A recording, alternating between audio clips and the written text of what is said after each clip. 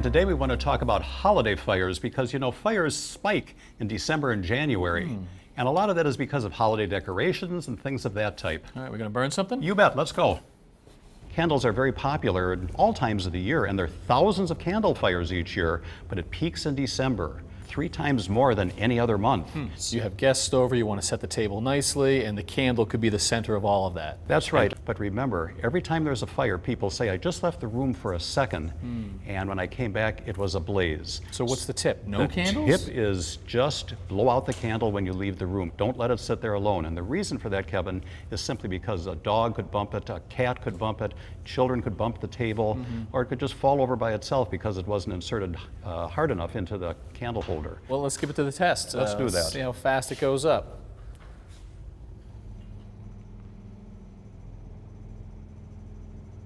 This is a demonstration of what could happen. So this is obviously not a candle that's been dropped. No, but it certainly would simulate what could happen here in a dining room. How hot is a candle flame? I mean, it's not that intimidating. One simple little candle like this can be 1,000 degrees Fahrenheit. We've measured it with our instruments. You want to get that back in there before it's too late?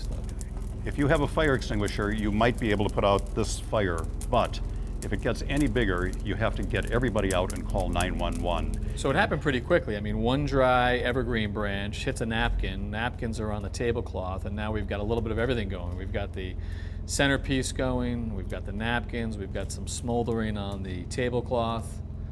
All of that is burning, and if the candle is 1,000 degrees, you can imagine how hot this fire is already. So you've got a lot of fire here. Yeah. And this could put the damper on any festivities. Yes, it could. So this fire is dwindling, but let's be on the safe side and call our UL firefighters to get it put out, because everything there is hot. Even the table has to be soaked down now. Okay.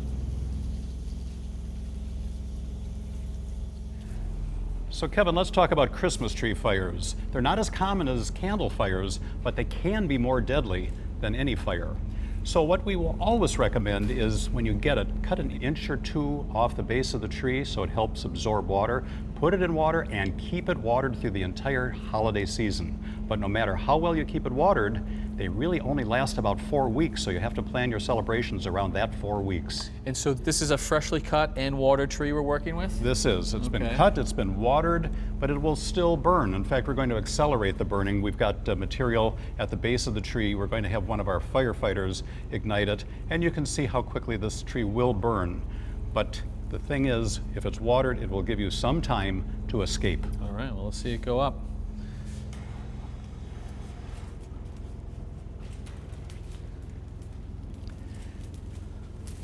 You can see how quickly this goes. That's frightening, actually. And this is a well-watered tree, and also we're in a lab, so all the smoke is being captured and cleaned. But the reality is there's a lot of heat here. There's no fire extinguisher in your home that can handle this at this point. This smoke would have filled this room instantly. Smoke is something that's going to hurt you, and the heat that we're feeling right now.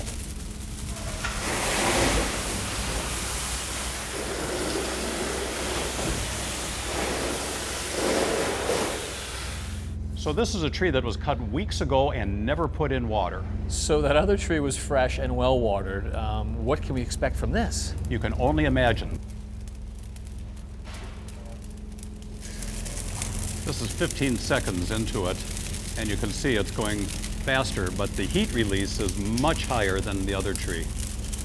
Drier the tree, the more heat it gives off. That's right, and heat release is the better indicator of your safety.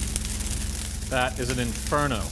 That tree is almost gone, and it's only about 45 seconds now.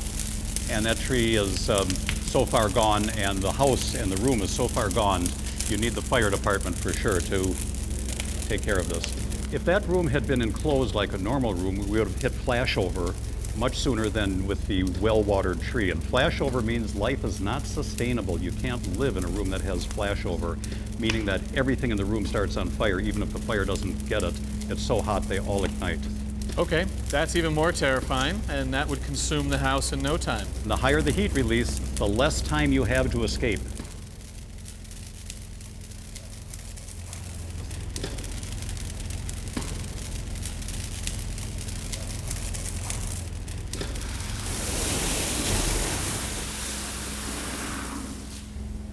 So this is an artificial pre-lit tree. This tree is one that has met the requirements. We're purposely forcing flame up it, but you'll notice that it burns a lot differently than the real trees. Well, the first thing I notice is the black smoke. There's a lot of smoke there. That is. Although we're not getting that giant immediate flash. And the fact is that this tree will melt, will burn like anything else, but you can see what's happening right now. The fire is So it's a kind of slower burning burn, out. almost no burn. The ignition source is burned away. The tree is not sustaining flame. So our measurement is heat release. Heat release is the thing that we use to determine what the hazards are associated with an artificial pre-lit tree at UL. So we still have a fire. We still have to get out of the house, but we have plenty of time to get out compared to the previous two. And that's why we look at heat release. The heat release dictates how much energy is given off. How much energy is given off relates to how much time you have to escape. And the escape time is exactly what we're looking for. All right, well now it's going, so. Now we see it going, but again, how many minutes is this into the burn? All right.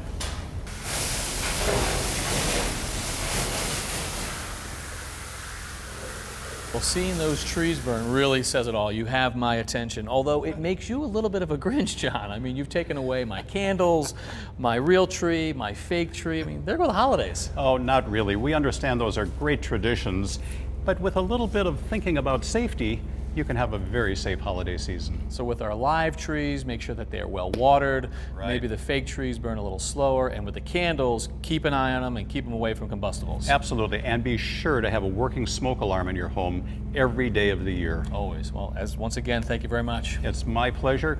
Glad to have had you. Have a very happy holiday season. Oh, thank you. You too. So no coal in your stocking, but maybe a little bit of soot. Well, I think there's going to be soot in everything, not just our stockings.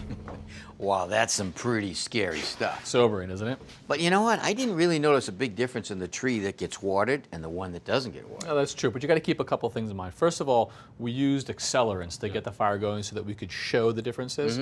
But also, as John pointed out, with the tree that wasn't watered, it's about the heat release. And I'll tell you what, when that thing was burning, I mean, I was standing back 10 feet. I couldn't even be in the room. It was so hot. And the tree that wasn't watered gives off way more heat. More things in the room can catch on fire, and you have less time to get out. Scary So stuff. keep them watered if you're using a real tree.